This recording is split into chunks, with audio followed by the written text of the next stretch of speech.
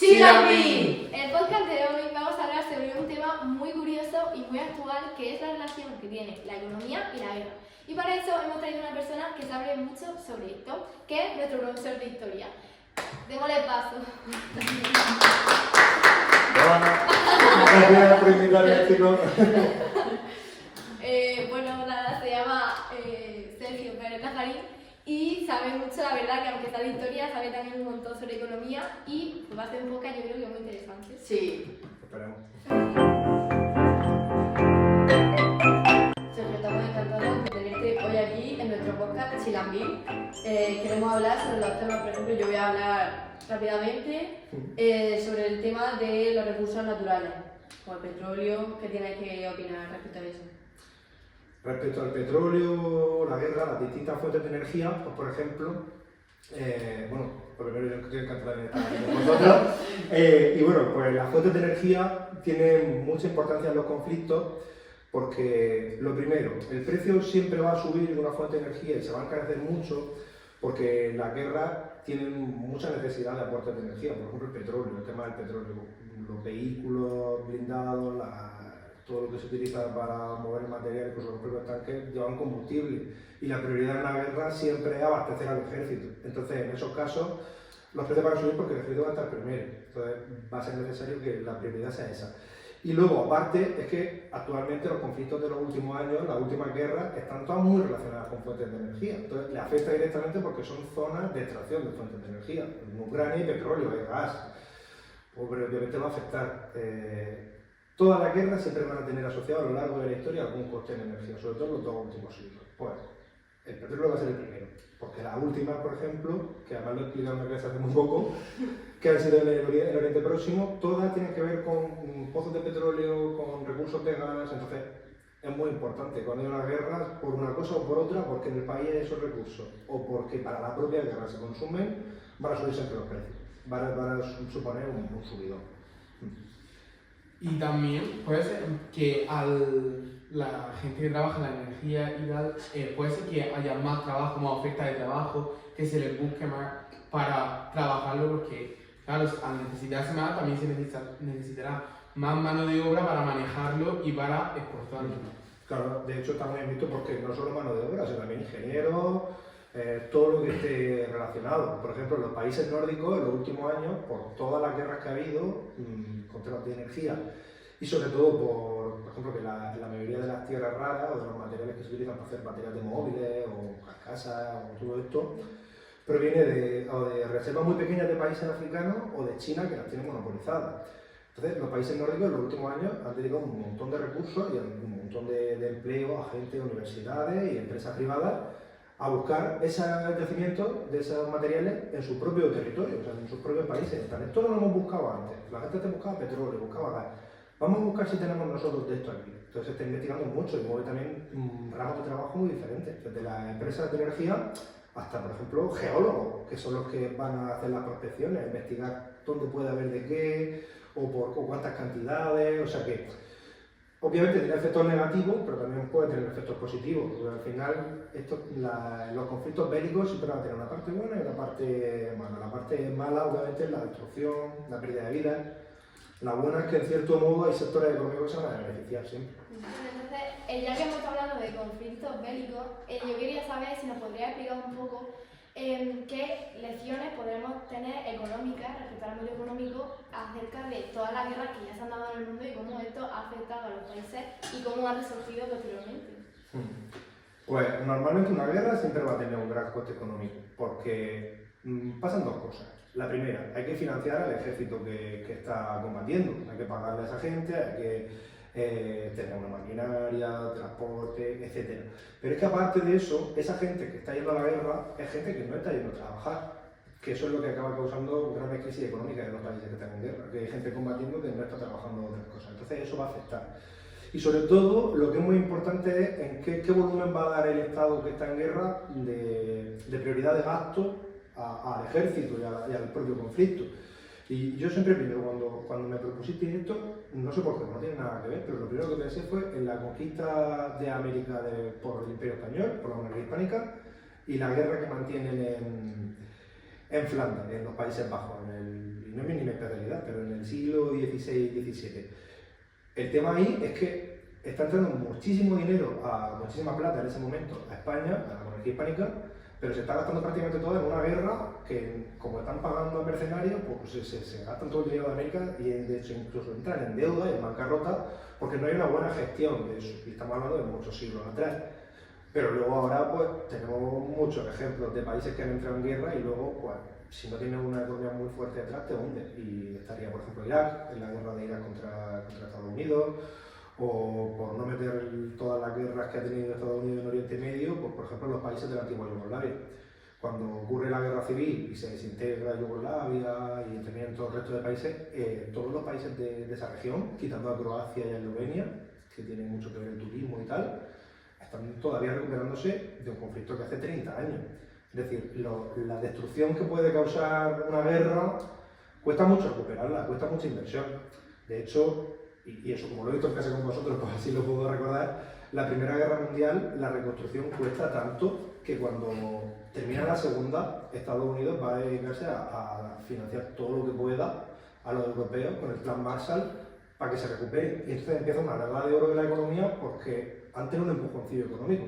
Pero la prueba que tienen de antes, de la Primera Guerra Mundial, es que todo lo que se destruye cuesta mucho arreglarlo. Entonces el coste económico que tiene eso es muy difícil recuperarte si no tienes a alguien que te ayuda detrás. La mayoría de los países que se recuperan después de una guerra es porque alguien le hace un préstamo, le da algún tipo de ayuda. Por eso digo, la comparación más fácil es Primera y Segunda Guerra Mundial. En la Primera Guerra Mundial, que nadie ayuda a nadie, la recuperación es muy difícil. En la segunda, que luego está esta idea del Plan Marshall, y bueno, la Unión Soviética crea el Comecon, son empujones para los países que han estado más afectados por la guerra. Entonces, tienen muchísimo peso por todos los motivos que os he dicho. Y durante la guerra también necesitas la financiación de otros países, porque claro, ¿cómo te mantienes mientras estás en guerra la economía? Claro, es que eso es lo que me faltaría por decir, que es la deuda. Cuando tú entras, tienes que pedir préstamos, pero sobre todo no es para... El Estado se ha centrado tanto en financiar al ejército, en financiar la defensa, que cosas como la alimentación de la población, o que la población tenga los recursos básicos, pues no están aseguradas. Entonces, ¿eso cómo lo consigue financiar? Con préstamos, préstamos que te hace un país externo. Eso, por ejemplo, le pasa a los países africanos. Entran en guerras civiles, se dedican gran parte del presupuesto, un bando y otro, o el Estado contra los terroristas, lo que sea, lo dedican a financiar al ejército. Y entonces el resto de necesidades del país están completamente desatendidas. Piden préstamos a países occidentales. Esos países occidentales, pues claro, les ponen intereses cada vez más altos, porque no paran de pedir dinero para asegurarse de que se lo devuelvan luego con intereses importantes. Y por eso esos países mantienen esos niveles de pobreza, porque hay conflictos constantes, ellos, su finalidad central es financiar al ejército, a los señores de la guerra o quien toque, y claro, luego no les queda dinero para una mínima asistencia social, por ejemplo, o para poder garantizar que llega comida al país, mínimo. Entonces, claro, tiene muchísimos efectos, la deuda es muy importante, porque luego eso te lastra a futuro, es difícil recuperarte, si aparte de tener el país destruido tienes una gran deuda. Y también han mencionado que muchas veces durante la guerra, sobre todo los hombres, se tienen que ir al frente. Eso también hace que luego a la vuelta haya menos trabajo o incluso no haya tanta oportunidad, que ya no se necesite tanto porque ya como se ha aprendido. Sí, y no, depende también de la guerra. Por ejemplo, pues, en el siglo XX, con la Primera Guerra Mundial, por ejemplo, claro, la mujer no estaba incorporada al mercado laboral. Y de repente, pues, la necesidad extrema de trabajadores hace que las mujeres estén en sitios que no estaban incorporadas, como por ejemplo las fábricas. Eso pues, va a tener un peso porque ya de repente crea un subidón de repente de oferta de mano de obra. Hay un montón de gente que antes no trabajaba y ahora sí. Entonces eso puede crear un problema de que haya más paro también porque los empleos que hay son los que había antes, pero hay más gente disponible. Yo creo que ahora la guerra no pueden servir como un motor económico a largo plazo para que la gente tenga trabajo, para que garantizar un trabajo. Sí que es verdad que a veces, y es muy importante tenerlo en cuenta, que las guerras ayudan a, por ejemplo, a muchas innovaciones. Yo creo que nadie va a defender una guerra porque el dolor, destrucción y todo eso, pero por ejemplo Internet nace como un sistema de comunicación privado del ejército estadounidense y a partir de ahí, que para el ejército se desarrolla hasta lo que es hoy. Entonces puede haber cosas interesantes, sobre todo desde el punto de vista de la ciencia, la tecnología, la creatividad, pero empleos nuevos podrían surgir, sí, algunos, pues, por ejemplo, como esto, como el tema de comunicación y tal. Pero yo creo que lo que más afecta al empleo es eso, que la mayoría de la mano de obra va a tener que desplazarse como soldado. Y a día de hoy, de hecho, como tampoco hay una distinción por sexo, y la división sexual del trabajo es más rara, en plan, que antes, por ejemplo, con la educación hay más mujeres y en la ingeniería hay más hombres. Yo creo que eso ya cada vez se difumina más. Entonces, yo creo que no afecta tanto, pero obviamente siempre va a tener. La guerra hay que tener en cuenta que siempre va a tener un efecto sobre la economía, porque es que mueven a mucha población en muchos aspectos. Y va a morir, en los países donde la afecte va a morir mucha gente, que eso también es importante. En la Segunda Guerra Mundial murieron tantos hombres en la Unión Soviética que, aunque había sectores del Partido Comunista Soviético que no estaban muy contentos con lo de la mujer en determinados trabajos, van a tener que aceptarlo porque no hay hombres para que trabajen en las fábricas de coches, por ejemplo. Y ahora yo le quiero hacer una pregunta, volviendo un poco más a lo que es la actualidad. Yo creo que es un tema que está ahora muy de moda y que me interesa a todos, que es si hubiera una tercera guerra mundial, ¿qué pasaría con la economía? ¿Qué va a pasar? Pues es una pregunta interesante, porque realmente la Tercera Guerra Mundial, actualmente, conforme la podemos ver, pues yo creo que todo el mundo piensa en Rusia, porque es el país que ahora mismo está en una guerra además muy importante metida. Yo cuando era vuestra edad, por ejemplo, pues, todo el mundo pensaba, por ejemplo, en Irán, que estaban desarrollando armas nucleares y era como, bueno, en cualquier momento pegan un bombazo. Yo no sé, la idea de una tercera guerra mundial la veo así como muy lejana, supongo que por esperanza de que no pase, ¿no? Pero si hubiera una tercera guerra mundial, a ver, el principal problema que tenemos es, y el más serio, es que sería una guerra nuclear, entonces no sé si duraría mucho. Es que con los avances que ha habido, Claro. ahora es que una guerra no es la como la Primera Guerra Mundial. Claro, pero realmente yo creo que las armas nucleares son más bien disuasorias, son como para mira que la tengo y la puedo usar. Entonces, yo creo que si hubiera una tercera guerra mundial sería más tradicional de lo que incluso yo mismo creo, porque la guerra de Ucrania al final no tiene tampoco uso de armas biológicas ni de nada raro.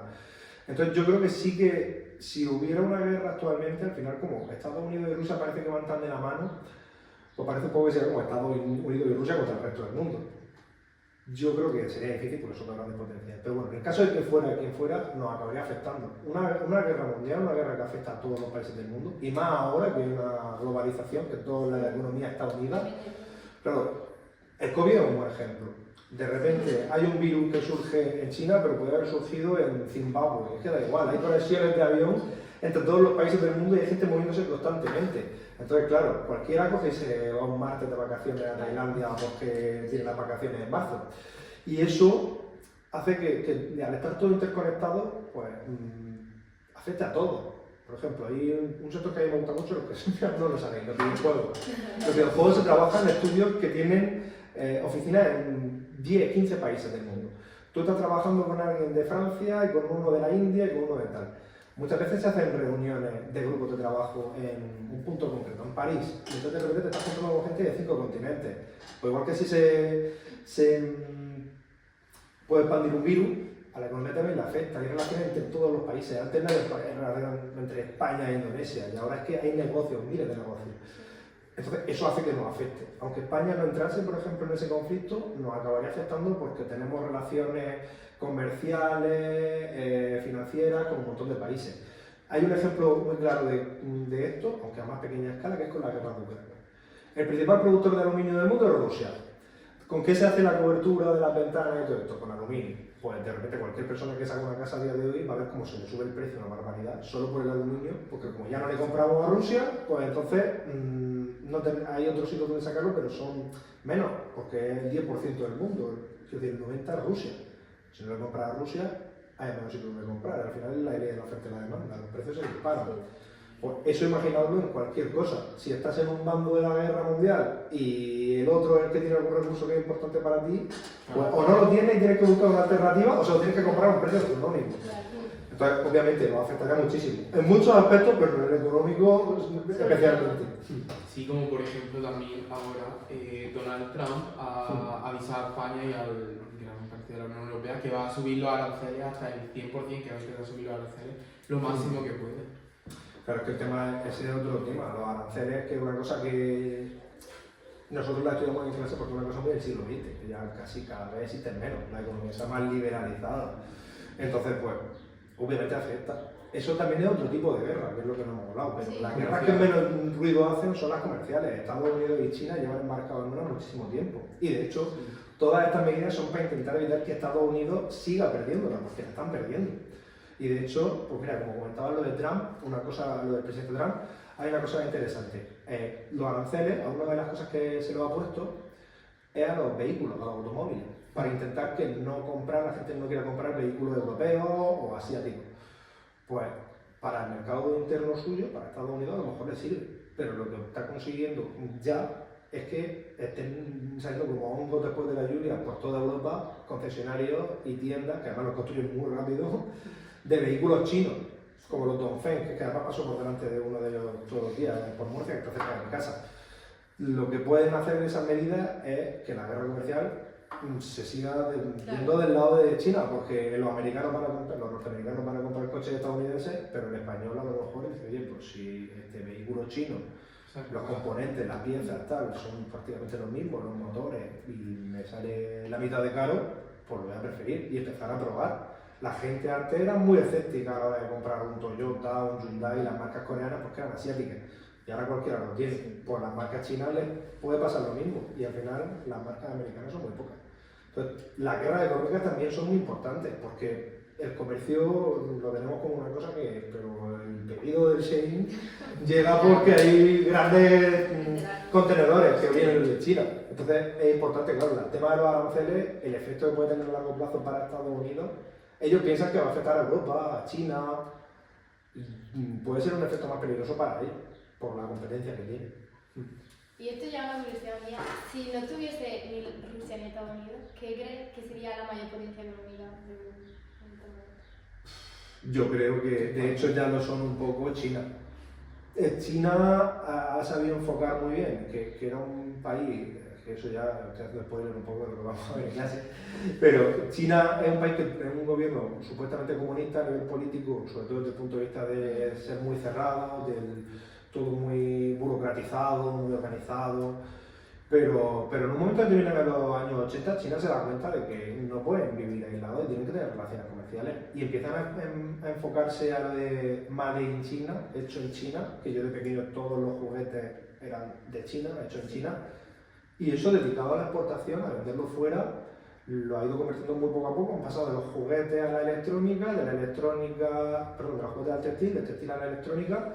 Y al final, que hay pocos mercados en los que no esté ya China metido. Sí, de hecho, pues lo que decía antes, para una broma, pero Shein, Temu, AliExpress, claro, Sí. todo eso lo que han hecho ha sido pasar de copiar en plan cutre, que antes los chinos siempre eran como más cutre, a cada vez conseguir no imitaciones, sino una réplica del producto más barata con mucho menos coste, porque lo que hacen es inundar el mercado.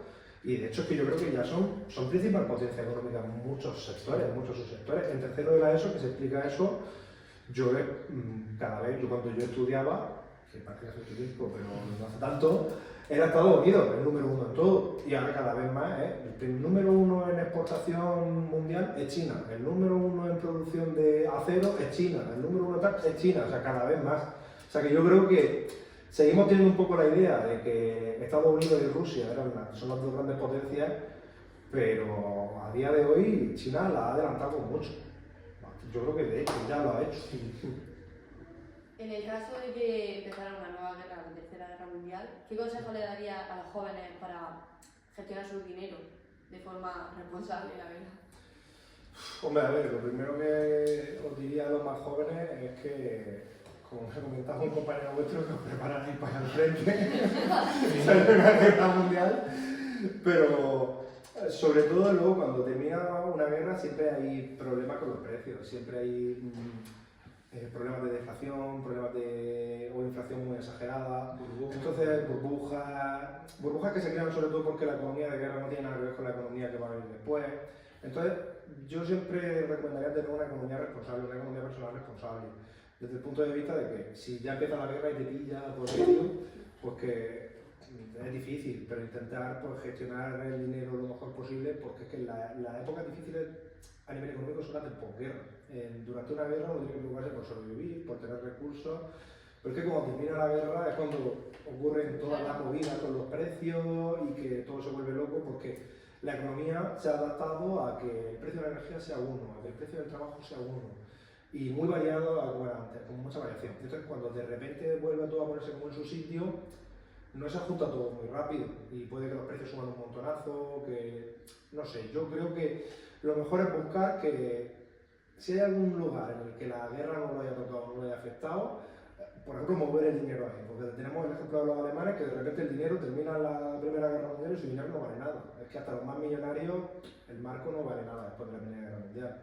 Entonces, yo vería como algo de diversificar las inversiones un poco o que el dinero no estuviera en un sitio donde la economía luego pueda tener un bajón o algún tipo de caída. Eso es lo que yo pensaría en vuestro lugar. En plan, mover los ahorros en otra parte o invertir en algo muy concreto que no tenga que ver con la guerra para que pues bueno, pues podáis tener algún tipo de beneficio posterior y que no sea, por ejemplo, lo que no recomendaría, especular con cosas de la guerra, porque como todas las especulaciones probablemente salga mal. Invertir en armamento en mitad de la guerra, pues a lo mejor suena muy bien hasta que de repente se acabe y los países ya no quieren invertir en eso. Y eso es lo que yo pensaría. Se invertiría en algo 100% necesario. Sí, o algo que sea, sobre todo que no tenga que ver con los países que están implicados en la guerra, porque las economías de guerra pues, son como un espejo de estos que deforma la realidad. Sí. No tiene nada que ver con cómo va a acabar siendo luego, aunque es el país que gana. Porque la economía de guerra es como la planificación que se hace de la economía durante la guerra, ¿no? Como para Claro. sobrevivir, pero después no. Aparte suelen estar muy planificadas, entonces hasta países donde la economía es muy liberalizada, es decir, pues, porque hay intervención del Estado y cosas así, pues hasta en ese tipo de países el Estado va a organizarlo mucho, como por ejemplo las cartillas de racionamiento y todo eso. Eso hasta en el país más liberal del mundo va a tener que imponer a lo mejor esas medidas en medio de una guerra, porque es necesario para que todo el mundo tenga de todo. Entonces, claro, es que la economía da vuelcos tremendo, depende de la situación que sea. Ya os digo, claro, en la Primera Guerra Mundial nadie habría mandado a una mujer a una fábrica y las fotos de la Primera Guerra Mundial, ¿quién trabaja haciendo el armamento? Son las mujeres. Entonces, pueden cambiar en situaciones de cabo a rabo, de un año para otro, como yo dice. Y bueno, ya para terminar, ¿nos puede hacer una modo de conclusión a los consejos que has dado hoy? Pues, no sé, ¿qué puedo decir así como conclusión? Pues bueno, que obviamente las guerras van a afectar a la economía, que nos afectan a la vida en todos los aspectos. Es verdad que aquí nos hemos centrado un poco en la relación guerra-economía, pero van a afectar en todo, incluso a nivel cultural. Entonces, son cosas que no hay que perderle nunca ni el respeto ni el miedo, siempre intentar hacer las cosas desde la paz, desde el diálogo, porque es una de estas cosas. La guerra puede afectar a la economía positivamente, pero luego también puede tener efectos negativos. Entonces esto es como un casino. Trabajo para intentar hacer un negocio de una cosa que luego te puede salir el tiro por la culata. Yo creo que no es un negocio fiable en el que invertir, obviamente, y entonces lo que recomendaría siempre es que nos alejemos lo máximo posible de los conflictos y que en el caso de que ocurran seamos conscientes del efecto que tienen. Porque yo creo que el peligro mayor que tiene una guerra para la economía es que la gente a veces no relaciona tanto ideas. Y tienen muchas relaciones, están muy imbricadas una con otra. Entonces yo lo que recomiendo es que siempre que haya una guerra nos informemos de qué pasa en ese país, porque yo no tenía ni idea de lo importante que es Rusia a muchos niveles de energía, del precio de la energía, cómo ha subido en Europa, que no lo hemos comentado, pero claro, gran parte de gas pasa por Rusia, de muchas partes de Europa. Para nosotros no, porque viene de Argelia, pero para Alemania, para Italia, ha sido muy duro la subida de precios de la energía en invierno, hasta el punto de eso, de no poder pagar la calefacción, y hace mucho frío. Entonces, mirar cómo un conflicto nos puede llegar a afectar, porque no es solo que nos puedan mandar a la guerra, que es lo primero que pensamos, o que puedan mandar a algún familiar si está en el ejército, sino que a nuestra economía le puede afectar mucho, depende de la economía del país, de los países afectados, ¿no? En este caso por lo de Rusia y Ucrania, pero ha pasado antes también. La mayor crisis del capitalismo junto con la del 2008 es en 1973, porque suben los precios del petróleo por la guerra entre Israel y los países árabes. Entonces, siempre tener información, siempre estar informado. Una de las cosas clave de la historia es conocer nuestro pasado para poder entender nuestro presente. Pues en esto igual, conocer nuestro presente para que no nos afecte al bolsillo también, diría yo. Eso sería el resumen que pondría. Pues muchas gracias por tu consejo y gracias por venir también a nuestro podcast, Yandil. Y que Yo me contento de que me hayáis invitado, ha sido un placer y espero no se haya hecho muy pesado. ¿Qué va? Tú tengas que estudiar, la verdad. Pues nada, ya está, yo creo, ¿no? Yo creo que hasta ha salido bien. Perfecto.